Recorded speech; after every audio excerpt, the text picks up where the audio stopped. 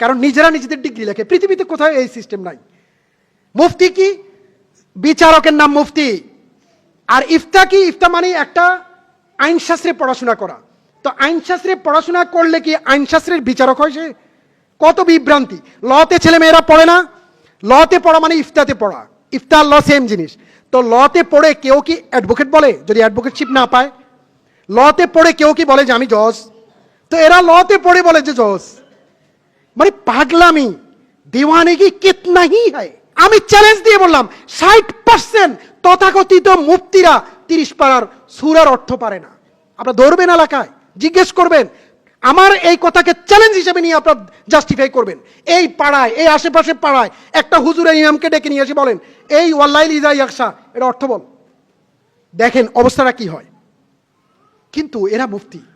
মক্কায় যান হজ করার জন্য, মদিনায় যান উমরা করার জন্য, হজ করার জন্য, জিয়ারতের উদ্দেশ্যে যখন যাবেন তখন আপনি দেখতে পাবেন রাসূল থেকে শুরু করে টিল নাও একই স্টাইলে, একই পদ্ধতিতে সালাত আদায় হচ্ছে, সালাত আদায় হচ্ছে। সেখানে যদি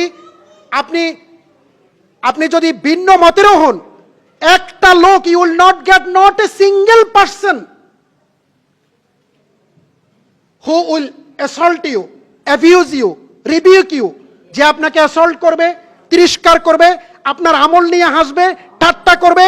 মক্কায়, মদিনায়, বায়তুল মুকাদ্দাস আপনি কোথাও পাবেন না যে আপনি যদি নাভির নিচে ওখানে হাতও বাঁধেন কেউ আপনার হাতটাকে টেনে বুকে উঠাবে না, কিছুই আপনাকে বলবে না, কিছুই বলবে না।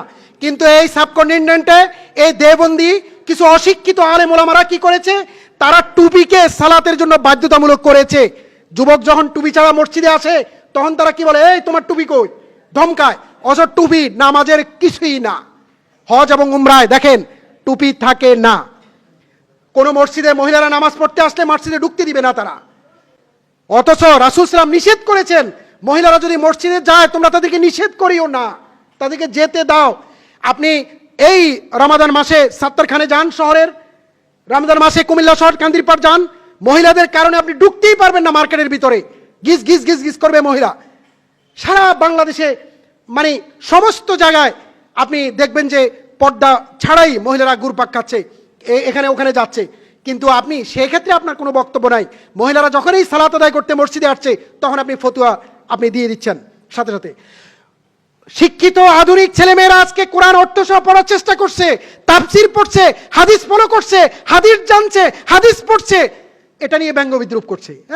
বেটা তুমি স্কুলে পড়ো, তুমি হাদিস একটা নিয়ে পড়র করো। মনে হচ্ছে ব্রাহ্মণ, ব্রাহ্মণরা ওয়ান্নাল ব্রাহ্মণ ওয়াহুম ইয়াদউনা মিন আজসাই রুসিল্লাহ সুবহানাহু ওয়া তাআলা, ব্রাহ্মণরা মনে করে সৃষ্টিকর্তার মাথার অংশ থেকে তাদেরকে সৃষ্টি করা হয়েছে। তারা জগতে ধর্ম প্রচারের জন্য আসছে। বেদ ত্রিপিটক সব তারা পড়বে, বাকিরা শুনবে। আমাদের ইসলাম ধর্মটা এরকম নয়।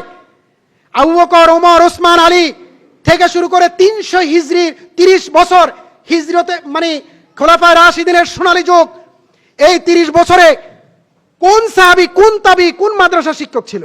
কিন্তু দেখা গেল আপনি আপনার আদর্শ প্রচার করবেন, আপনারটা সঠিক হলে মানুষ মানবে, সঠিক না হলে মানুষ মানবে না, দ্যাটস গুড।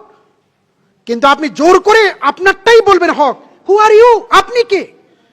তাহলে আসেন কোরআন এবং হাদিসে কি বলে সেটা আপনি দেখবেন। আমি আপনাদের এখানে আজকে বলে যাই, যত কওমি মাদ্রাসার আলেম ওলামার ওয়াজ শুনতে যাবেন, নেটে দেখবেন, এলাকায় শুনবেন, কান পেতে শুনবেন আর দেখবেন কয়টা কোরআনের আয়াত বলে আর কয়টা হাদিস বলে।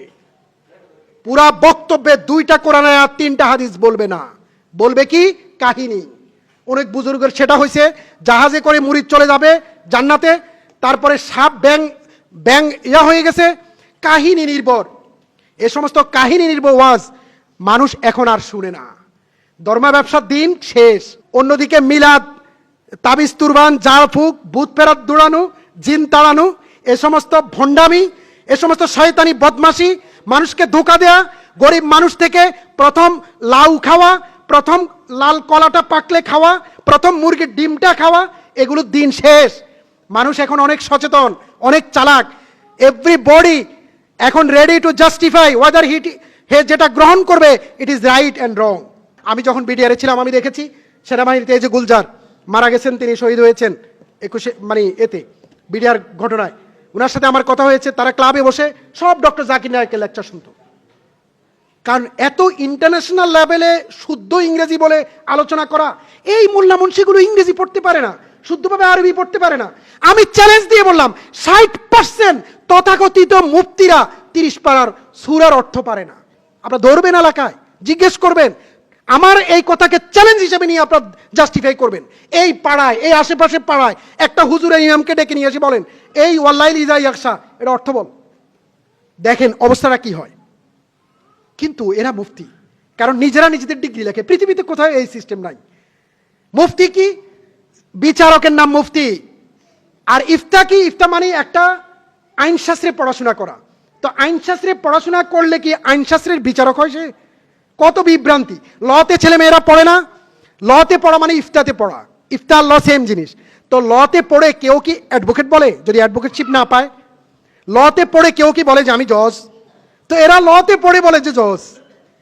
মানে পাগলামি, दीवानगी कितना ही है, পাগলামি কত গভীরে।